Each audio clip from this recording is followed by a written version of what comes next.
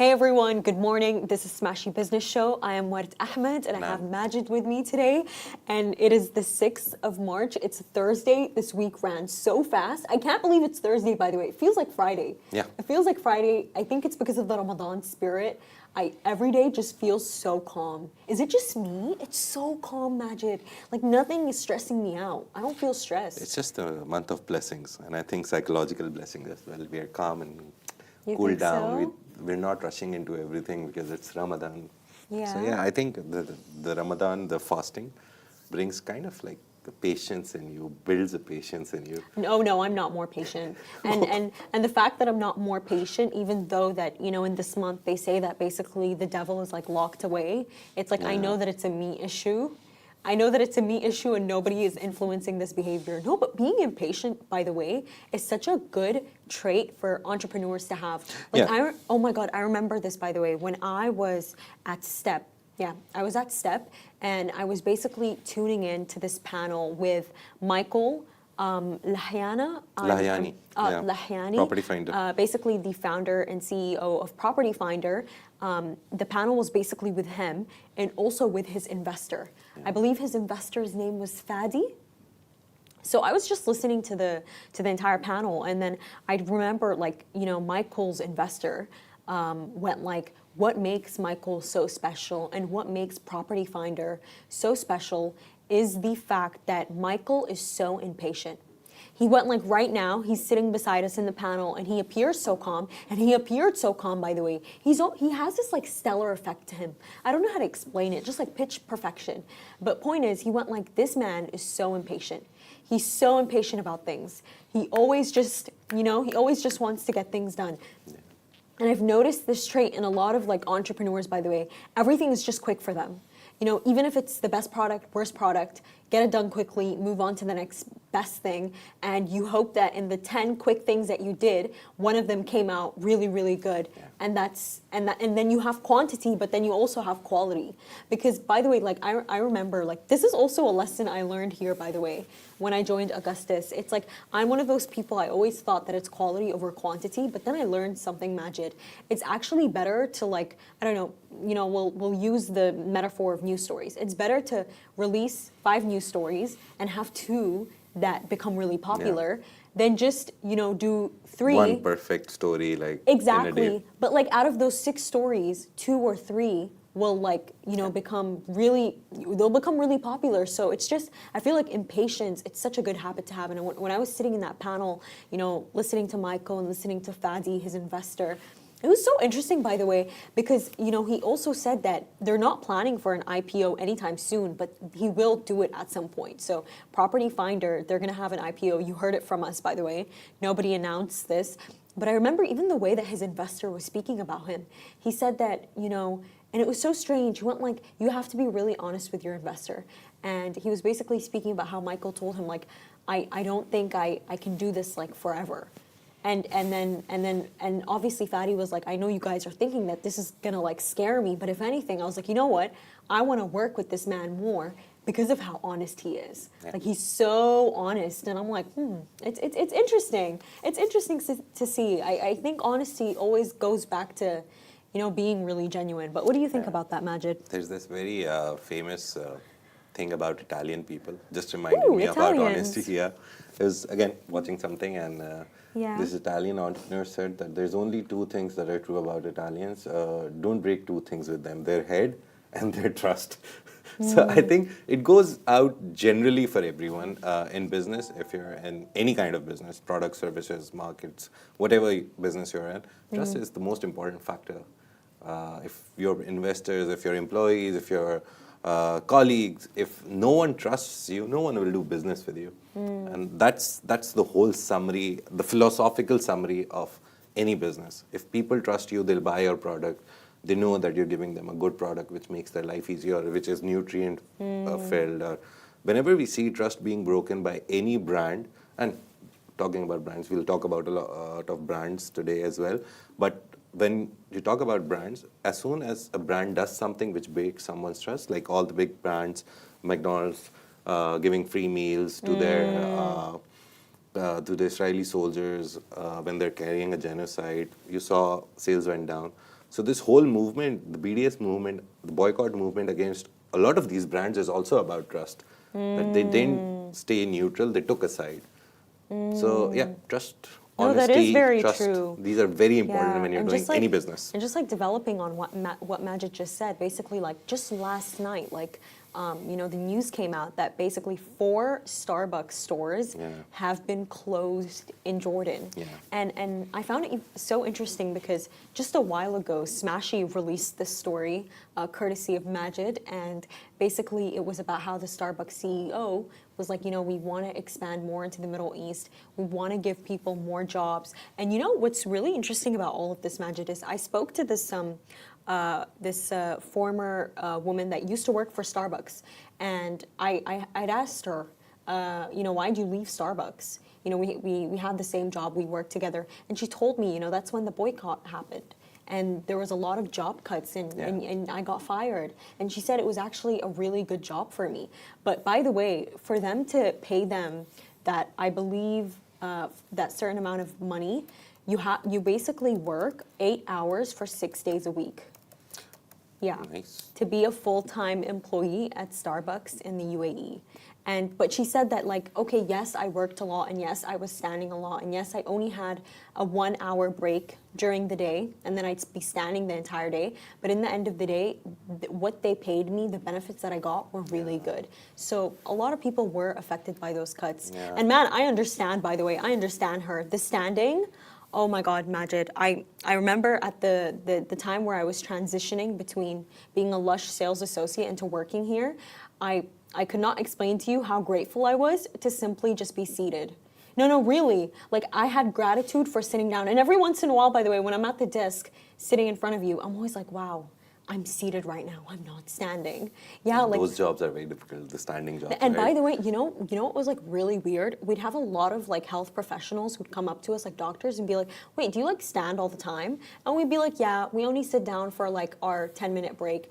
And then she'd look at me and be like, by the way, that's gonna like destroy your feet, your muscle might pop. One thing that I like about this is I saw a lot of these posts in my time when I was coming to the UAE, that they clearly tell you that it's a very high energy, long standing hours job. They don't lie to you, like, oh no, you can sit down every once in a while. So they tell you clearly, so if you're in for it, you're in for it, you know that you're in for it. That's the good part. I loved it. It was a free workout. Yeah. But still, I think those people, the guards who are standing always, the salespeople always standing in the stores, salute to you guys. By the way, Starbucks is owned by Al Shaya Group in UAE. If you're talking about Starbucks, and the thing that you're talking about, that Middle East stores got closed and Starbucks faced a lot of problems. To be honest, it feels a little closer to our heart because Al Shaya is a Middle Eastern company. Started in Kuwait, has 70 brands under them. Starbucks is one of them. And in 2024, last year, I remember around the mid part of the year, they were also talking about selling the Starbucks business to someone.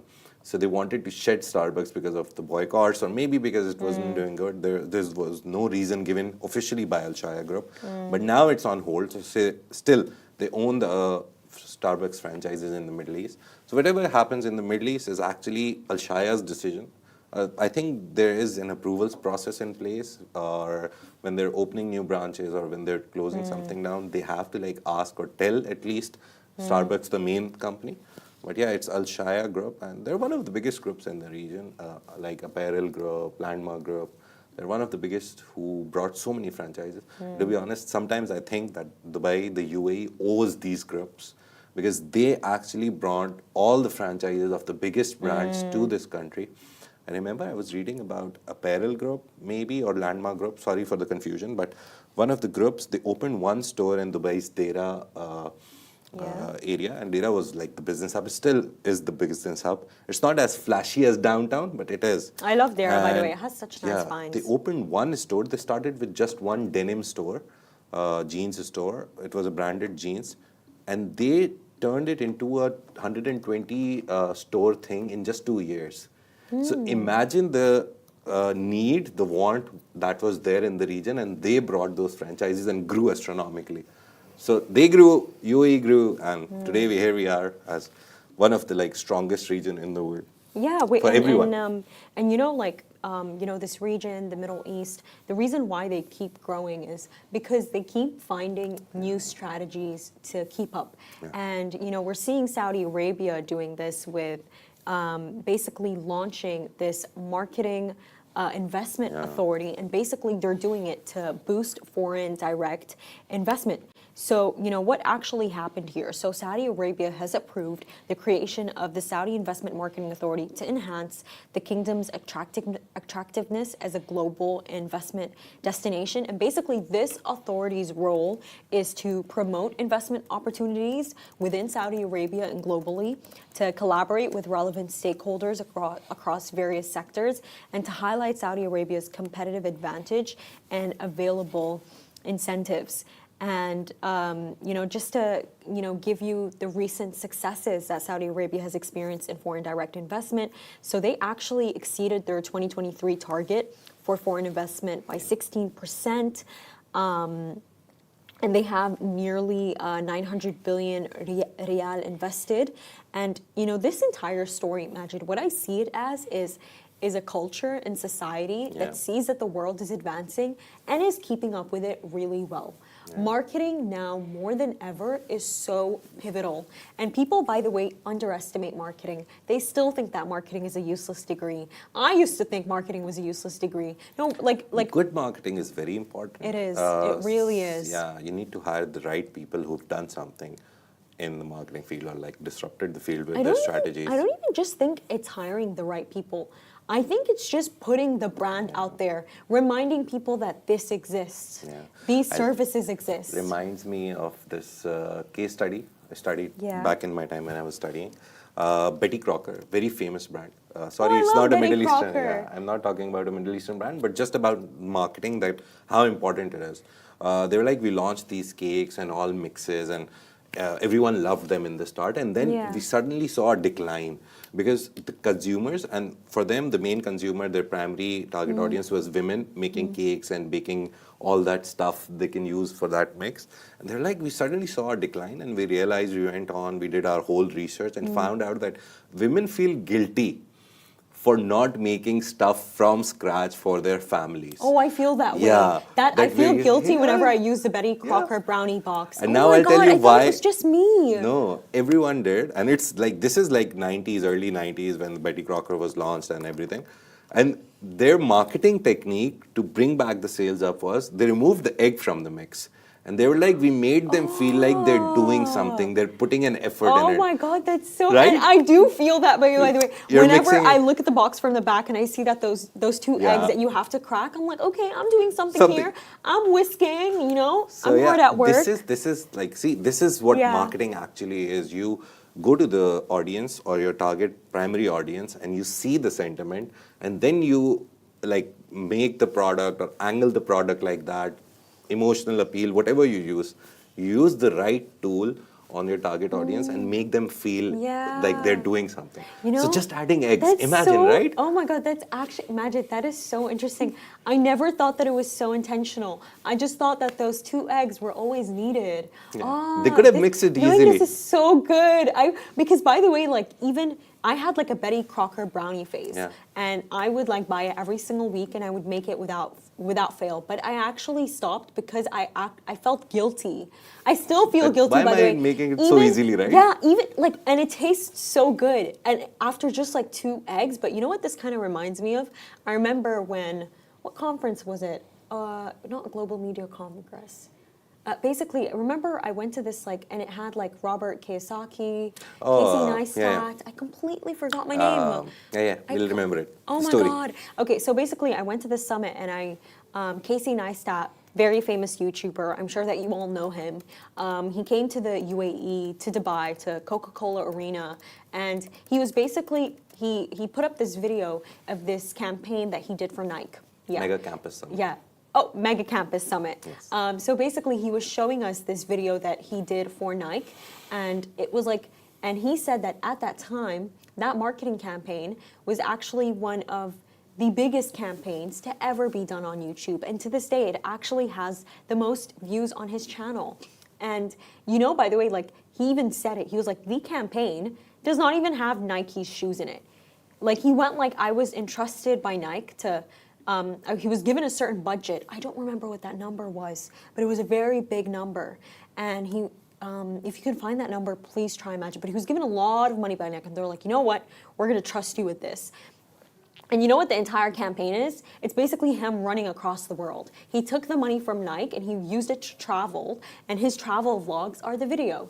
And when he handed in the video, they actually came back to him. They were like, where are the shoes? So the last tiniest clip in the video is him wearing the shoes at the end. But even as I was watching the ad, by the way, even though I don't see Nike's shoes, I just see Neistat running around the entire world, having a good time. In my brain, I immediately, what did I do? I associated Nike with like this like fun spirit, you know, like they're average beings. Yeah. Even because think about it, if you're gonna buy from a corporation, you don't always want to have that deep, keen awareness that you're a giant. You know, you're a cash cow. Yeah. I don't want to think that. I'm not going to buy from you. I don't want to give you more money. Do you know what I mean? Yeah.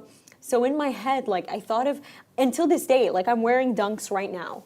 I think of Nike as this like very cool, very free-spirited, running around the world kind of brand. But let's talk about like marketing ads here.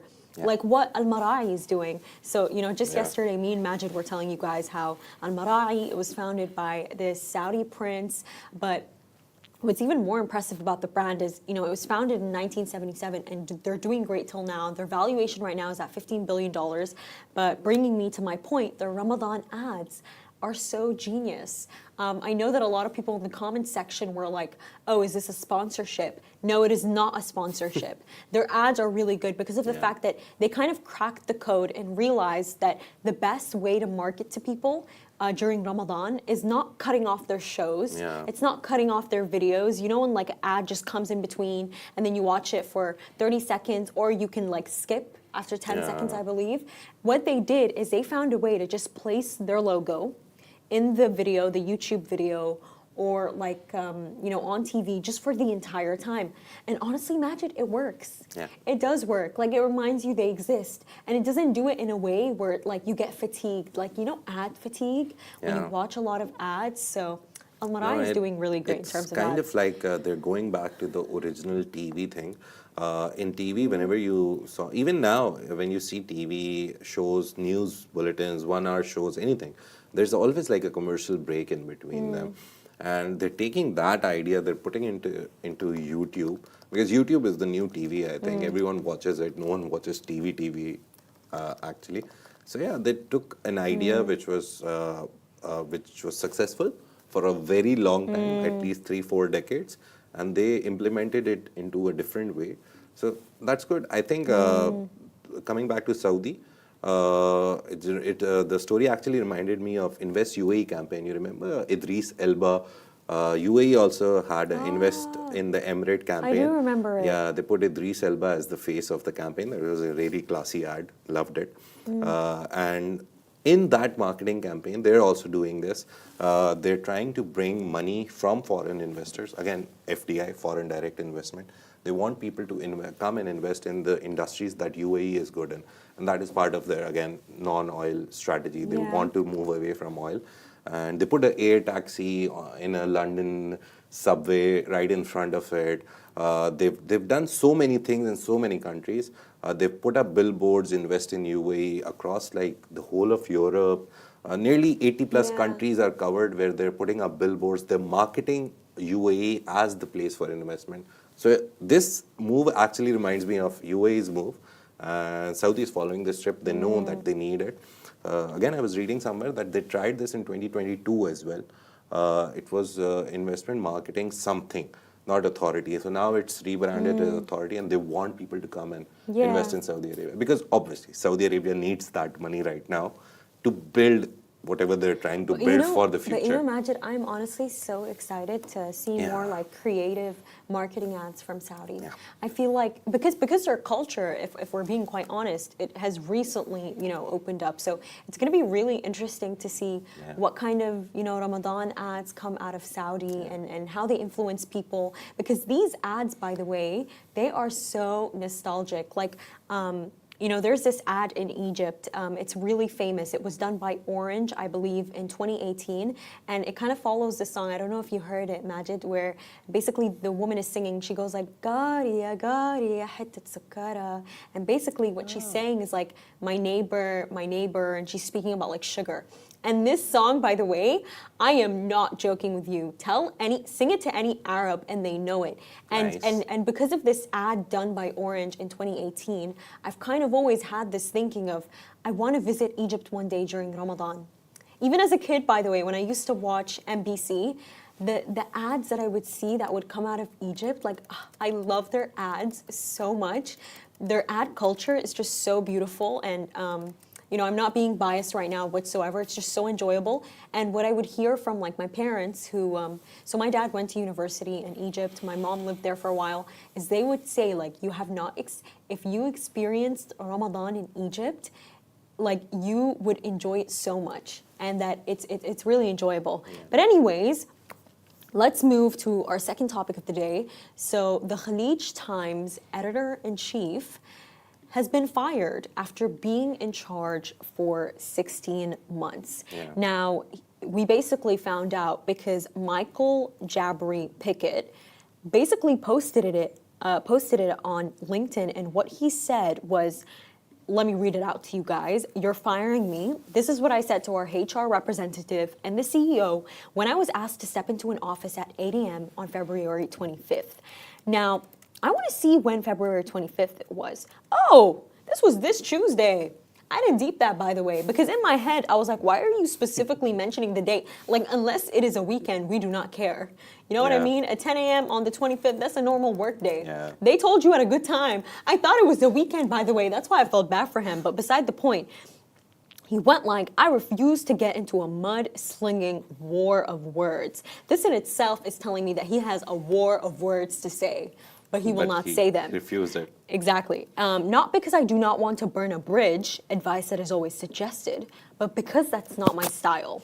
This post is about the newsroom team. They made my time at KT one of the best professional experiences of my life, but it even gets more interesting. He starts speaking about the several milestones that the Khaleej Times has experienced during his time there. He said, They basically, launched the Arabic site. The two highlights were they Yeah. launched an Arabic site. KT Plus. No, I no, think. khalejtimes.com/Arabic. That was the Arabic Yeah. version, and KT Plus. So KT Plus was one of the things that caught our eye as well. They tried to appeal to the Gen Z. Isa was there working he on used to work contract there for before some he time. started working for And they have Modify. like a whole set of like 4 or 5 people who usually make appearances. They make videos, and they have a very Gen Z, very young style of videos. I love it. I love it, Yeah. by the way, because it's, like KT Plus and their views, like they're doing Yeah. so well. And by the way, like I find them entertaining. Yeah. I watch them. So I feel like Michael himself, he didn't even have to tell us this. Like we know. Because I've seen him in some of the KT Plus videos, by the way. Like I remember they made this like satirical, like funny boss video, and like Michael showed up in it. And it was just, it was really wholesome. But, as we're seeing the situation happening, somebody as experienced as Michael being fired, it's really signaling to this huge trend that we're seeing in the media of a lot of cutoffs. Like even very recently, the National in Abu Dhabi, according to Semaphore, they cut off 28 journalists as part of a restructuring process. Just very recently, we covered it with you guys. You lived with us in real time with this Smashi business. We covered Modify and how they fired almost up to 100 employees. But that one was a crazy story because of the fact that it was founded by an Egyptian billionaire, Naguib Suarez, and also the fact that it launched in November. It launched in November, and for a startup to fire over 90 people after 4 months, that's a very crazy story, but I think it's the fact that Naguib is involved too. Because Naguib, by the way, guys, like this man, his family is one of the richest families in the world, the richest family in Africa, in Egypt, and he's a telecom giant. Like he had this company, Orescom, and I believe he sold Orescom to the Russians. I think that's what happened. I think he still runs it. Yeah, but stake-wise, they keep selling and buying. I think he sold some part of it to his brother as well. He's also a billionaire. Nasib. He has a family office in Abu Dhabi. He recently set it up last year, I guess. So yeah, that was the story. But yeah, on your point, I was telling you in the morning, I was reading a Bloomberg opinion piece, and it's a very bad, 2024 was a very bad year for CEOs. Middle East, Worth has told you, but overall, 2024 saw the highest rate of CEO exits by this EXE change, which monitors all the CEOs across the globe and their firings. And they started tracking these things in 2017, and 2024 was the worst for CEOs. And average tenure of a CEO, according to them, has dropped down to 8.3 years, lowest since 2017. So 2024 saw a lot of CEOs go out. Some of the high profiles were Unilever's Heinz Schumacher. He was fired after 20 months. Boeing, Starbucks, very recent example. The guy Brian Nickel who came, he replaced Lakshman Narasimhan. That guy couldn't even complete 1.5 years. Wait, was it just me, or did like a while ago, the CEO of NEOM, so basically Saudi Arabia's NEOM megacity, he stepped down. Yeah, he we stepped are down. seeing a lot of it because even recently I've come into the newsroom, like Majid, I'm almost getting bored of it. Every single time I'm saying CEO fired, CEO stepping down. And this opinion piece, mainly what I saw, the idea was corporate FOMO, fear of missing out. So the writer used a very Gen Z term to explain it, that corporations, they're giving lesser and lesser time to CEOs to turn their fortunes around. Even they gave the example of Unilever and Starbucks and a lot of companies. They said they made a lot of good changes. They did great, but the companies, the heads, the board, they want them to do greater than great right now. You know what, Majid? I don't necessarily think it's about them wanting. Yes, it is about them doing better, of course. Yeah. Every job you have to do better, but I don't think it's about necessarily like performance and work ethic wise, because I think a lot of people have great work ethics. I honestly think it's about catching up with trends. I think it's catching up with trends because, I was having this discussion with people last night, and it was basically about how, like, at some point, like, when you grow old, like, basically I was saying how, wait a minute, like, right now, I'm making fun of the millennials because I'm Gen Z. Yeah. Is there going to come a day where I'm going to become those millennials? Then and little kids are going to be making fun of me. And then you know what my friend looked at me and said? She went like, but like, that's normal though. Yeah. Your time came, you lived that time, and then you move on and you realize, like, I'm lame now. This is a new generation.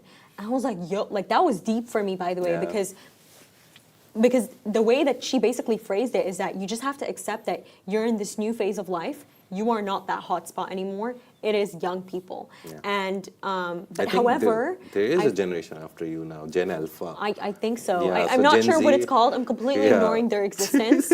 Yes, Majid, can you believe that people born in 2006 are now 18 years old? Like, it's really freaky when you think about it. But beside the point, you know what I think it is? I think it's catching up with trends. Yeah. And I think Majid is Majid is one of the few millennials that is honestly good at doing it. Like, he says FOMO, like even the terms he uses, I'm like, okay. At least I know the terms. I don't use them a lot, but I know the terms because I have to keep up with it. Yeah, and it's so interesting because, like, for example, we have terms like, I'm doing a dump today where we do a bunch of photos. Majid uses that, and I'm like, you know what? Like, you're onto something here. Those CEOs, my belief is that these things are happening to them because they're not keeping up with trends. And trends are not just the way people speak, it's the way that people do things, the way that people carry out campaigns. And if you don't catch up with the trends that young people like, you're just not going to catch up with that job. I think Gen Z is one of the biggest, how could I phrase it? They're the future clients and consumers. So if you can't appeal your product to them, it's impossible that you'll build a successful business over the next 10 years because these guys, you guys are getting into the job market. You're going to earn now, and then you're going to take decisions of buying. What do you buy? When do you buy? So if they can't appeal to you, the next generation of consumer, we guys have like lived our life. Like my generation is either in 40s or 50s. They've been through all the product things. They have settled their preferences. They'll buy from someone. So if they appeal to you, then all these products, then they make business in the next 10 years. If they lose you as a client, their business falls flat on the ground. But like just so back that is to the, why but just like back to the like media I think topic. they should have like 25, 30-year-old CEOs now, because those You think people so? actually get the idea about the newer generation. I agree with you, by the way. At least find researchers, new kids who understand their own kids. You know what? It doesn't like have generation. to. It doesn't have to necessarily be like 38-year-olds who are being hired. Yeah. You know what it can be? So basically, I heard this. Source closely related to this matter about Michael Jabri Pickett being fired, and you know what they said? The way that basically it's not true. This is all alleged, by the way. This is all allegedly. That allegedly the way that they run KT Plus is that okay, yes, they have a manager that's like okay, you guys need to get the work done. But that's the only thing you need to get the work done. Pushing people to get the work done, pushing the people to have KPIs, targets. But it's actually it's the young people in the office that plan everything.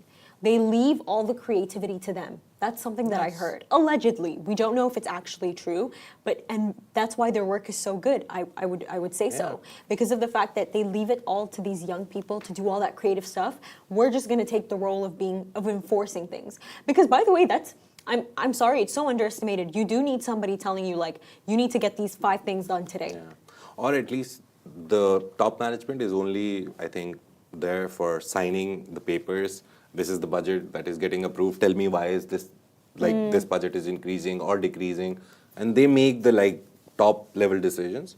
The creative decisions are for Gen Z. And I think, to be honest, any generation when it comes into the workforce or in the creative field, or it becomes a part of the mainstream everything, they should be given some authority over some decisions. So yeah, you should always take feedback from them. Anyways, we're really sorry, Michael. Yeah. Your work was great. Yeah. Moving we on. love KT Plus. Yeah, we do really love KT And we hope it continues when we you always leave. we always talk about it. We really do always talk Yeah. about it. But anyways, moving on, we have a lot of aviation industry updates for you guys. So aviation industry is going on a spree. Etihad, the $1 billion IPO that they're planning, has been delayed after Eid, because apparently they thought that Ramadan is not a good time. The good thing is Etihad did a record business in the last year, so they're very primed to go for an IPO right now. And Reuters reported that they're going for it nearly in this week, but then they came back and they're like, no, the sources are like, the board and the decision makers, they've taken a decision to do it after Eid, as soon as the Ramadan feeling and the Eid feeling goes, then they'll carry out the IPO. That is one of the news. Emirates is spending $5 billion on retrofitting their aeroplanes. I was just replying to an inbox. Some guy asked, what is retrofitting? Retrofitting is having an old aeroplane, which is still usable, but it has parts which are not working properly. So you replace the old parts with the new one, get it through an audit, check everything, get it some flying hours to see if it won't crash, and then you fly those planes. So they're doing it for 220 planes.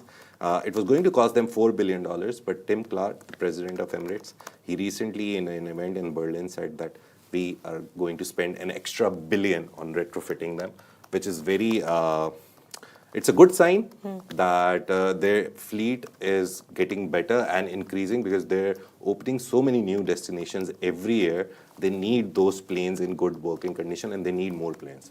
The biggest problem is Boeing is delaying their 777s, and that is why they have to retrofit the old planes. I feel like we've been hearing about this for the longest time ever, these delays. Boeing, as soon as that thing happened in San Francisco, their emergency door What blew happened? away in midair. Oh, I remember that. Yeah. The videos were horrifying. Since Felt then, really bad. Boeing has been facing a lot of problems. Still, people are ordering planes from them, and they are promising that they'll send it to them as soon as possible.